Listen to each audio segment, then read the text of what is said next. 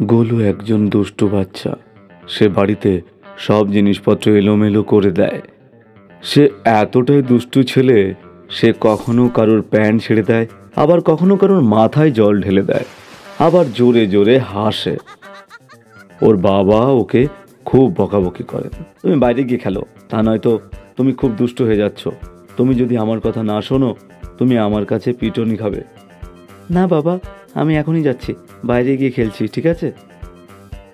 গোলু এই বলে গ্রামের বাইরে চলে গেল, আর সঙ্গে করে পাখি মারার বন্দুকও নিয়ে এলো।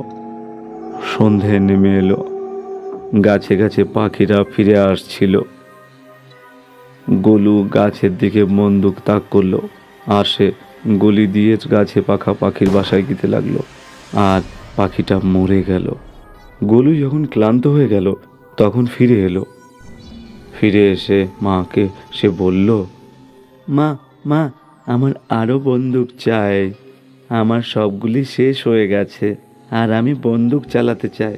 আচ্ছা ঠিক আছে, তুমি চিন্তা করো না, তুমি ঘুমিয়ে পড়ো। সবাই ঘুমিয়ে পড়ল।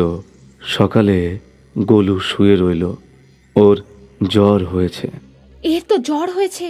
গোলুর বাবা, যাও ডক্টর ডেকে আনো। হ্যাঁ হ্যাঁ, এক্ষুনি ডাকছি। বাবা ডক্টরকে ফোন করলেন আর বললেন, ডক্টরবাবু, কাল বিকেলে আমার ছেলে ভালোই ছিল, আজ রাতে হঠাৎই জ্বর এলো ওর। এখন এই সকালেও জ্বরটা একেবারেই ছাড়েনি, দেখুন ওর কি হয়েছে। হ্যাঁ হ্যাঁ দেখছি, আমি তো সেই জন্যই এসেছি। ডাক্তারবাবু, আপনি টাকার জন্য ভাববেন না, এ আমার একমাত্র ছেলে, ওকে শুধু তাড়াতাড়ি সারিয়ে তুলুন। হ্যাঁ নিশ্চয়ই, এখনই দেখছি আমি, আর ওষুধ লিখে দিচ্ছি। ডক্টর গোলুকে চেক করলো, ওষুধ দিলেন, আর ওর ওপর মা বাবাকে বললেন, মনে হচ্ছে বিকেলের মধ্যে ও ঠিক হয়ে যাবে। যদি ঠিক না হয়, আমি আবার এসে চেক করব। আপনি আমাকে কল করবেন। আমি ফিস আমাকে দিয়ে দিন, আমি এক্ষুনি যাচ্ছি। হ্যাঁ, কত ফিস হয়েছে আপনার? খুব বেশি নয়, মাত্র 300। আর এখানে 111 টাকার পেট্রোল পুড়ে আসা যাওয়ার জন্য, ব্যাস ওটা একটু আলাদা করে দেবেন। মানে 411 টাকা আপনাকে দিতে হবে।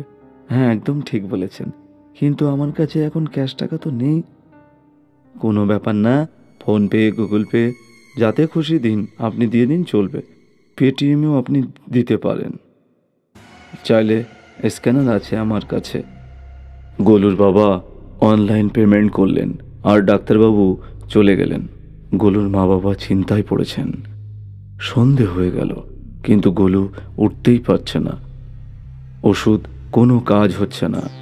তখন গোলুর দিদিমা এলেন গোলুর কাছে, আর গোলুর চোখ দেখে বললেন, ও ডক্টরের দেখিয়ে ঠিক হবে না, ওকে ঠিক করতে কোনো তান্ত্রিককে দেখাতে হবে, যে ভালো মতো এগুলো জানে। তুমি কি এমন কোনো তান্ত্রিককে জানো মা? হ্যাঁ, আমি চিনি। ত্রিলোকীনাথ নামের একজন ওঝা আছে, সে খুব ভালো জানে সব। গলুর ওপর কোনো খারাপ হাওয়া বাতাস লেগেছে, আমি এক্ষুনি ওনাকে ফোন করছি। দিদিমা ত্রিলোককে ফোন করলো।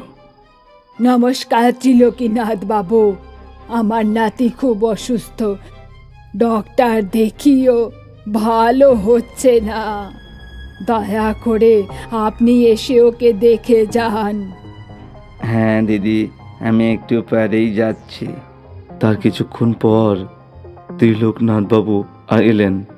ডক্টরের দেওয়া ওষুধ দেখে ত্রিলোকনাথবাবু বললেন, ওষুধ তো খুব ভালোই দিয়েছেন, কিন্তু সারছে না কেন অসুখ হঠাৎ?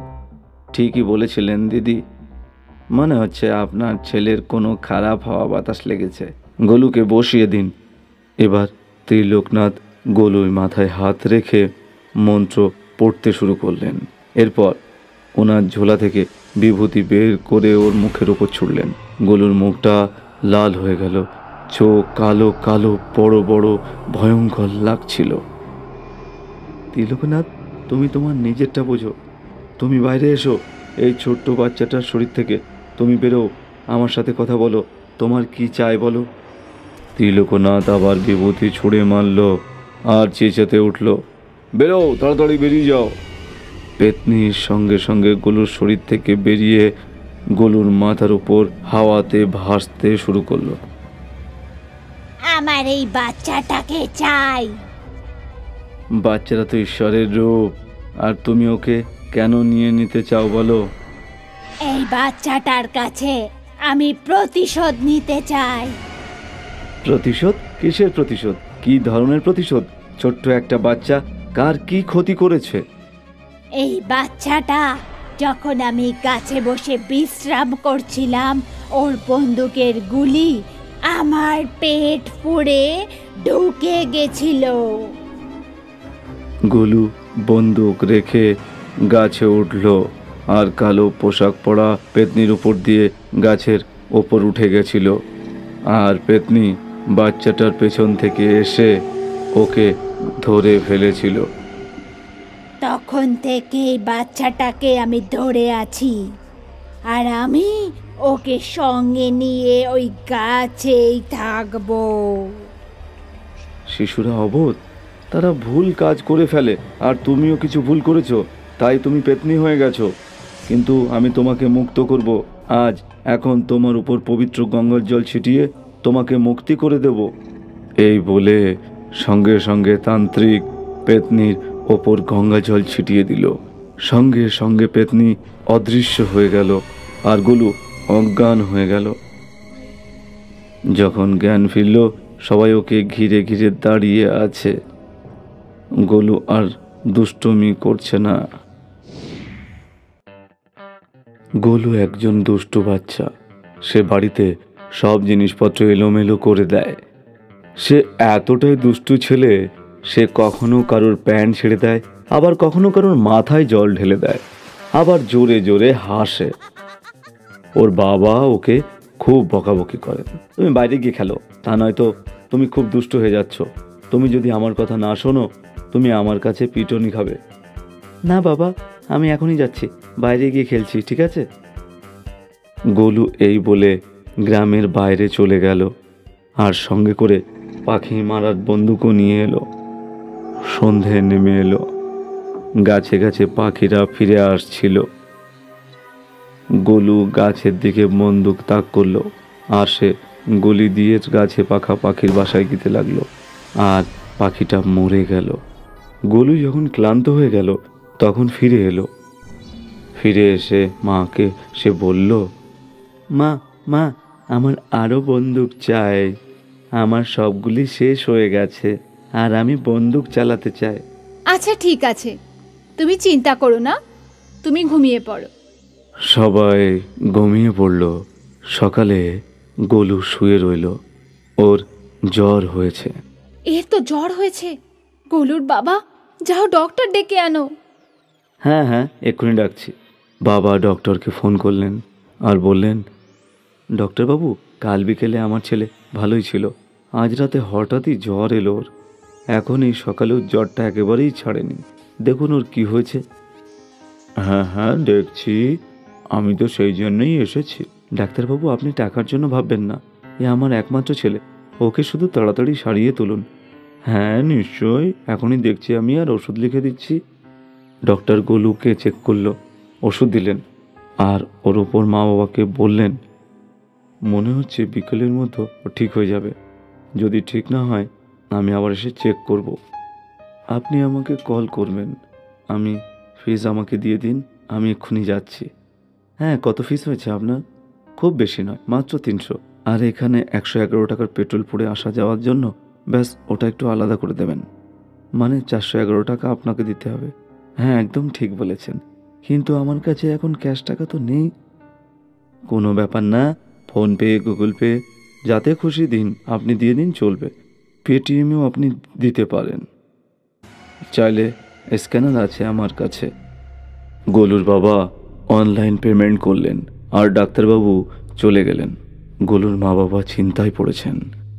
সন্ধে হয়ে গেল, কিন্তু গোলু উঠতেই পারছে না। ওষুধ কোনো কাজ হচ্ছে না। তখন গোলুর দিদিমা এলেন গোলুর কাছে, আর গোলুর চোখ দেখে বললেন, ও ডক্টরের দেখিয়ে ঠিক হবে না, ওকে ঠিক করতে কোনো তান্ত্রিককে দেখাতে হবে, যে ভালো মতো এগুলো জানে। তুমি কি এমন কোনো তান্ত্রিককে জানো মা? হ্যাঁ, আমি চিনি। ত্রিলোকীনাথ নামের একজন ওঝা আছে, সে খুব ভালো জানে সব। গলুর ওপর কোনো খারাপ হাওয়া বাতাস লেগেছে, আমি এক্ষুনি ওনাকে ফোন করছি। দিদিমা ত্রিলোককে ফোন করলো।